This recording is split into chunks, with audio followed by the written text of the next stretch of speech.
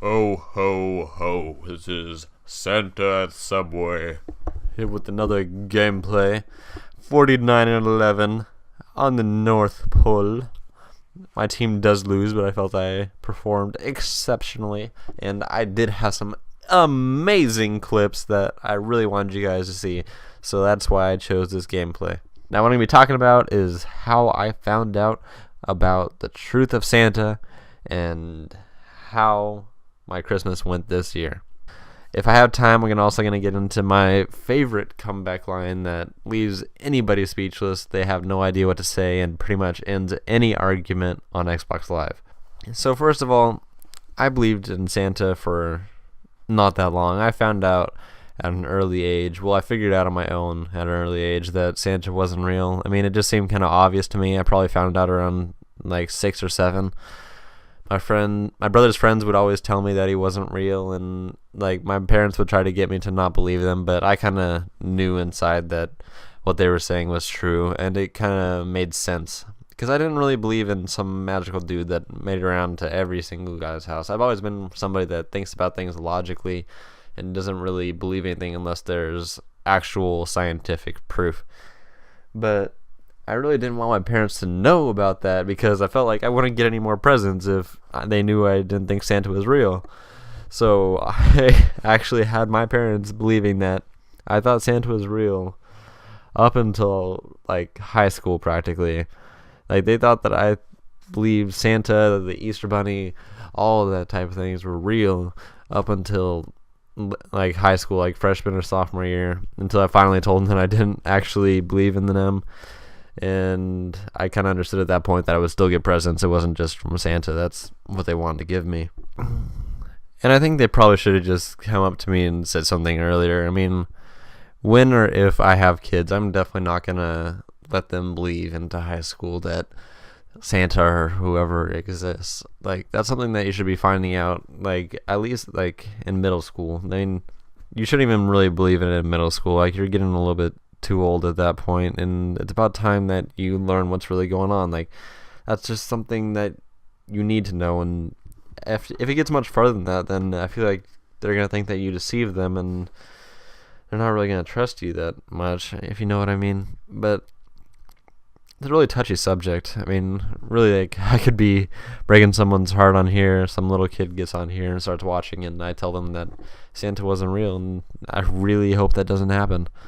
Especially like if my little cousin started listening or something like that, I would be in some deep trouble.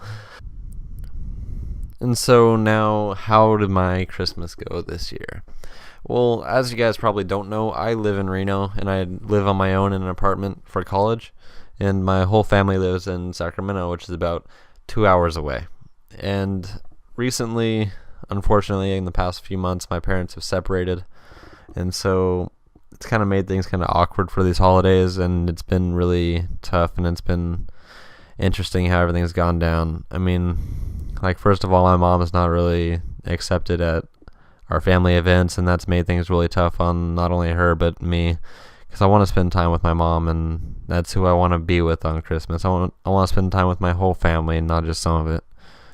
And I really hope that things get better and we really work out that stuff, but right now, it's not looking like answer's going to come soon, because that was kind of the situation for Thanksgiving, and now it's continued to Christmas. And I never really thought that my parents would end up like that, and I don't think it's anything that anybody could really expect from their parents, but I definitely understand why people have such a tough time with it, and I don't know, it's a tough situation, and there's nothing I could really do, and I actually prefer to be in Reno right now because there I have so many close friends now, and I just get away from everything. Like, it's not prominent there. Like, that's not on my mind. I just have my friends. I have my fraternity buddies. I have my own family basically down there. Like, my brother lives there too, and we do our own thing, and we just kind of separate ourselves. But when I come back here, it brings everything back and makes everything kind of difficult. And I mean, it's fun at the same time to see all my family and all my old friends and all that, but at the same time, it brings back those bad feelings of knowing everything that's going on. And sorry for getting so serious, but I'm not gonna really hide anything from you guys, and that's what you should expect when you're watching videos on my channel. I mean, you shouldn't expect sad stuff all the time, but I mean, like, I'm not gonna hide anything from you guys. I really don't. I want you guys to know about me, and I want you guys to have like a connection with me and know what's going on in my life. But overall, Christmas went pretty well. I spent most of Christmas Day with my mom. And we had dinner, and we did everything with my grandparents on her side. And I had a really good time. And then today, which is the day after Christmas, I had Christmas dinner, more like lunch, with all my dad's family out in what was basically like the ghetto of Sacramento. Like, I don't even know. We went to this Golden Corral place, and I just didn't really fit in. I'm like the whitest person you would ever know, and we were pretty much the only white people there. And I don't know, not to be racist, but just you could understand it could be a little bit awkward at times. But all in all, I had a really good Christmas. I got about $400 and a bunch of other gift cards and all kinds of stuff. I got a new Xbox controller, like one of the Modern Warfare 3 ones, which I am stoked about. It feels so nice, and I've been using my last one since Call of Duty 4, so it's just completely worn out. And this new one just feels amazing.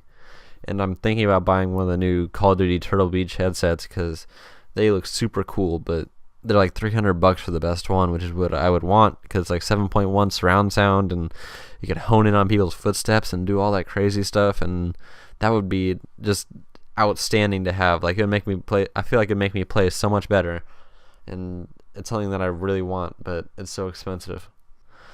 I was going to try and kind of lighten up the mood and make it kind of funny at the end to talk about this best comeback type of thing, but I don't think I really have enough time to get into full explanation of what it is, and it wouldn't be as funny just to have half a video at the end of this. So my next gameplay, I'm going to make it all about that, and I hope you guys stick around to watch it. It's going to be pretty funny. I mean, because it really is like the best comeback. I never had somebody come back something good against it. Like, they're just dumbfounded. Like, they don't know what to say at all, and I love it. Especially little kids, they just get frightened and scared. But anyways, that's the game. We unfortunately lost by 1 point. I really wish I could have just grabbed a token or whatever and won it for us, but unfortunately that didn't happen. But yeah, probably later tonight I'm going to be uploading a clip of a really cool glitch. Well, it doesn't like really affect the gameplay, but it makes my sniper rifle look all weird, and I got a really cool final kill cam with it, and I really enjoyed watching it, so I hope that you guys will too. I'll catch you guys later. Bye.